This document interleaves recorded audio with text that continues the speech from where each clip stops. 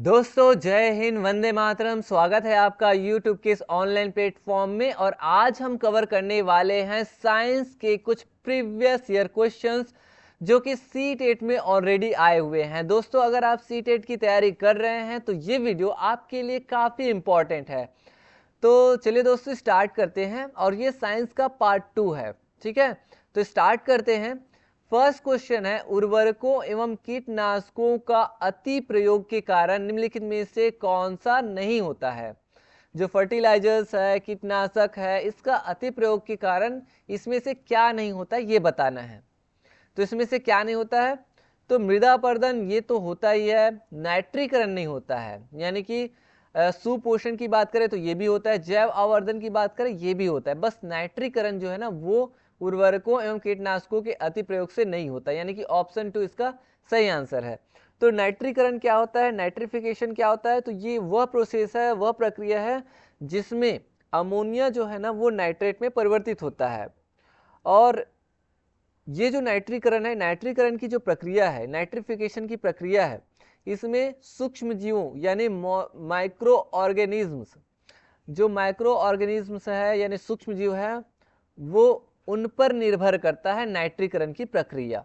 ठीक है, तो ये उर्वरक एवं कीटनाशकों पर निर्भर नहीं करता, इनके अति प्रयोग के कारण ये नहीं होता है, नाइट्रीकरण नहीं होता, ये सूक्ष्म जीवों पर डिपेंड करता है। नेक्स्ट क्वेश्चन देखते हैं। एक कार में ओडोमीटर मापता है, बताइए कार में ओडोमीटर क्या मापता है। तो एक कार में ओडोमीटर मापता है कार द्वारा तय की गई दूरी को, यानी कि ऑप्शन इसका फर्स्ट जो है ये सही होगा। और जो चाल है ना, कार की जो चाल है उसको, स्पीड को कौन मापता है, स्पीडोमीटर मापता है।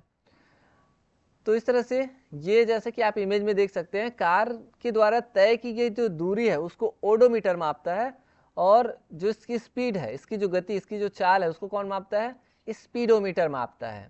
ठीक है, नाम से स्पष्ट हो रहा है।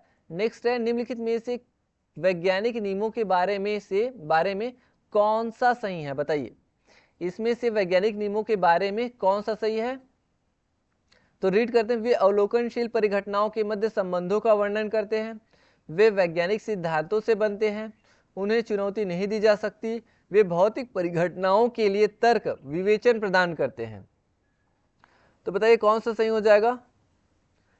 तो वे अवलोकनशील, वैज्ञानिक नियम की बात हो रही है ना, तो वैज्ञानिक नियम के लिए वे अवलोकनशील परिघटनाओं के मध्य संबंधों का वर्णन करते हैं, यानी कि ऑप्शन इसका सही आंसर हो जाएगा। ठीक है, तो वैज्ञानिक नियम के बारे में ये सही है कि वे अवलोकनशील जो परिघटनाएं हैं उनके मध्य संबंधों का वर्णन करते हैं। नेक्स्ट क्वेश्चन देखते हैं। निम्नलिखित में से कौन सा या कौन से कथन सही है, बताइए इसमें से कौन सा कथन सही है ये बताना है। तो पहला दिया है कि स्वपरागण केवल द्विलिंगी पुष्पों में होता है, बोल रहे हैं द्विलिंगी पुष्पों में या फूलों में। स्वपरागण केवल द्विलिंगी जो पुष्प होते हैं उसमें होता है। द्विलिंगी पुष्प यानी द्विलिंगी जो फूल है वो स्व एवं पर परागण दोनों प्रकार से पराग सींच सकते हैं, ये कहा जा रहा है। तो कौन सा सही हो जाएगा। तो जो द्विलिंगी, जो बाइसेक्सुअल फ्लावर्स है ना, जिसमें मेल एंड फीमेल दोनों होते हैं, उसके बोलते हैं स्वपरागण। तो स्वपरागण वाले जो है वो द्विलिंगी, स्वपरागण जो होता है ना वो द्विलिंगी पुष्पों में होता है, यानी बाइसेक्सुअल जो फ्लावर्स है उसमें होता है, ऐसा बोल रहे हैं। कौन सा सही हो जाएगा। तो इसमें जो है ना दोनों सही है। स्वपरागण जो होता है वो केवल द्विलिंगी जो पुष्प होते हैं जिसमें दोनों लिंग हो पाया जाता है उसमें होता है, और द्विलिंगी पुष्प स्वयं पर परागण दोनों प्रकार से पराग कर सकते हैं, यानी कि इसमें ना दोनों सही हो जाएगा, ऑप्शन नंबर 4 हो जाएगा। अब ये जो स्वपरागण है ये या द्विलिंग जो जिसकी बात करें द्विलिंगी, वो कुछ कुछ पौधों में पाया जाता है, जैसे गुड़हल का पुष्प हो गया, है ना, गुड़हल का पुष्प हो गया, और सरसों का पुष्प है, ऐसे ऐसे कुछ कुछ पुष्प है जिसमें दो लिंग होते हैं, इसको ना द्विलिंगी बोलते हैं या उभयलिंगी भी बोलते हैं। इसमें मेल एंड फीमेल दोनों तरह के गुण होते हैं। नेक्स्ट क्वेश्चन देखते हैं। नेक्स्ट है, निम्नलिखित में से कौन सी गतिविधि आगमनात्मक विवेचन के लिए सर्वाधिक उपयुक्त है, बताइए इसमें से कौन सी जो गतिविधि है वो आगमनात्मक विवेचन के लिए सर्वाधिक उपयुक्त है? तो रीड करिए। विद्यार्थियों को परावर्तन के नियम बताने के लिए कहना, या विद्यार्थियों को समतल दर्पण में आपतन कोण के विभिन्न मापों के लिए परावर्तन कोण मापने के लिए कहना, प्रयोगात्मक रूप से परावर्तन के नियमों को सत्यापित करना, या परावर्तन के नियम पर आधारित संख्या विषयक संख्यात्मक समस्याओं को हल करना। यहाँ पे बोला जा रहा है कि गतिविधि आगमनात्मक विवेचन के लिए, आगमनात्मक में हम क्या करते हैं, स्थूल से सूक्ष्म की ओर जाते हैं, उदाहरण के द्वारा हम नियम की ओर आगे बढ़ते हैं, है ना, नियम को डायरेक्ट नहीं देखते। तो इसमें प्रैक्टिकली इसमें ज्यादा अच्छा है। विद्यार्थियों को पहले समतल दर्पण में आपतन कोण के विभिन्न मापों के लिए परावर्तन कोण मापने के लिए कहना, यानी कि आगमनात्मक में ये होता है कि हम एग्जाम्पल पहले करते हैं, प्रैक्टिकली एग्जाम्पली, उसके बाद फिर हम रूल रेगुलेशन की ओर आगे बढ़ते हैं, यानी कि ऑप्शन 2 इसका सही हो जाएगा। नेक्स्ट क्वेश्चन देखते हैं।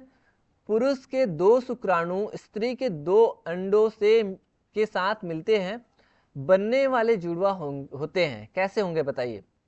तो पुरुष के 2 शुक्राणु स्त्री के 2 अंडों से मिलते हैं, यानी 2 अलग अलग है, तो इसलिए क्या हो जाएगा, समरूप तो नहीं होगा, समरूप अथवा भ्रातृ भी नहीं हो सकता, सदैव संयुक्त भी नहीं होगा, इसमें होगा भ्रातृ होगा, क्योंकि 2 अलग अलग शुक्राणु हैं और 2 अलग अलग अंडे हैं, इसलिए।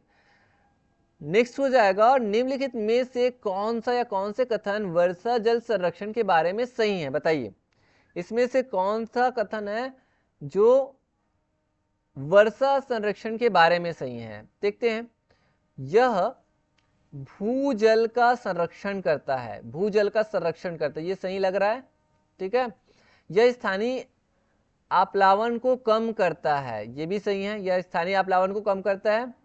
और नहीं, ये स्थानीय आप्लावन को कम नहीं करता, हाँ करता है, यह स्थानीय आप्लावन को कम करता है, ठीक है, ये भी सही है। उसके बाद तीसरा है, यह जल निकास संबंधी समस्याओं को उत्पन्न करता है। जल निकास संबंधी समस्या नहीं, ये नेगेटिव लग रहा है।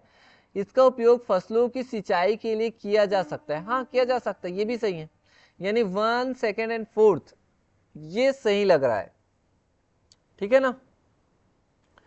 तो स्थानीय आप्लावन हो गया, ठीक है, कौन सा है, तो इसमें आ जाएगा आपका ऑप्शन नंबर 3 में दिख रहा है 1, 2 एंड 4, यानी ऑप्शन नंबर 3 ये सही हो जाएगा, ठीक है।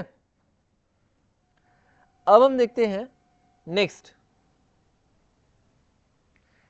है, कक्षा के सामाजिक वैज्ञानिक मामलों की परिचर्चा सहायता करती है, बोल रहे हैं कक्षा में सामाजिक वैज्ञानिक जो मामला है कि उसकी परिचर्चा करते हैं, तो वो किसमें सहायता करती है? तो देखिए, अधिगमकर्ताओं में तर्क संगत कौशल का विकास करने में, हाँ, तो अधिगमकर्ताओं में यानी लर्नर में तर्क संगत कौशल का विकास करने में, ये सही लग रहा है।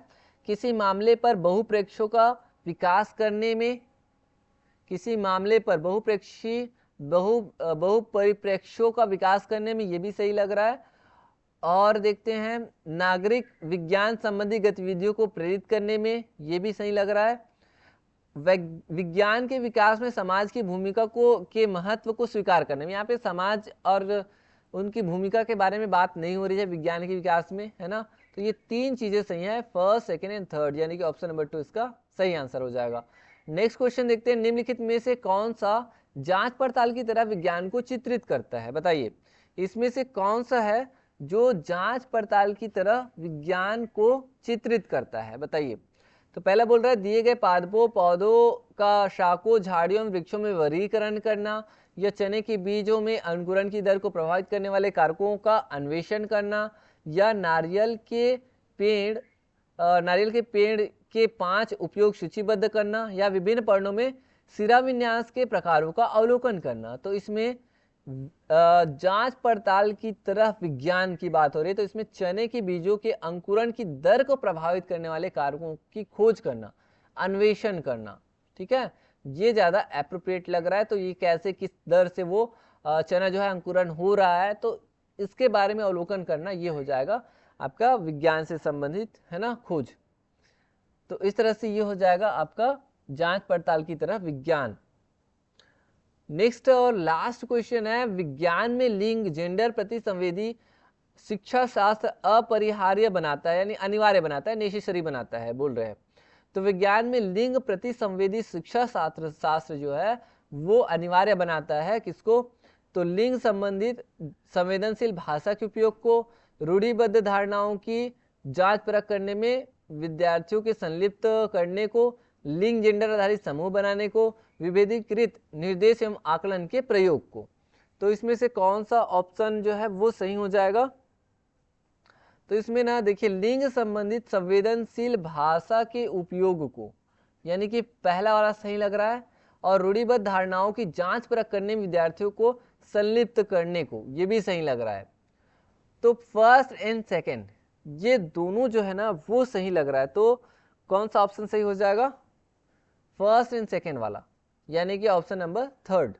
ठीक है, तो इस तरह से ये थर्ड सही हो जाएगा। लिंग जेंडर आधारित समूह बनाना नहीं है, विभेदीकृत निर्देश एवं आकलन के प्रयोग नहीं है, तो ये रॉन्ग लग रहा है। ठीक है, तो ये ऑप्शन नंबर 3 सही हो जाएगा। तो इस तरह से दोस्तों आज हमने साइंस के टॉप 10 क्वेश्चंस कंप्लीट कर लिए हैं। आई होप कि आपको आज का जो वीडियो लेक्चर है काफ़ी अच्छे से पसंद आया होगा। मिलेंगे नेक्स्ट वीडियो लेक्चर में, तब तक के लिए थैंक यू।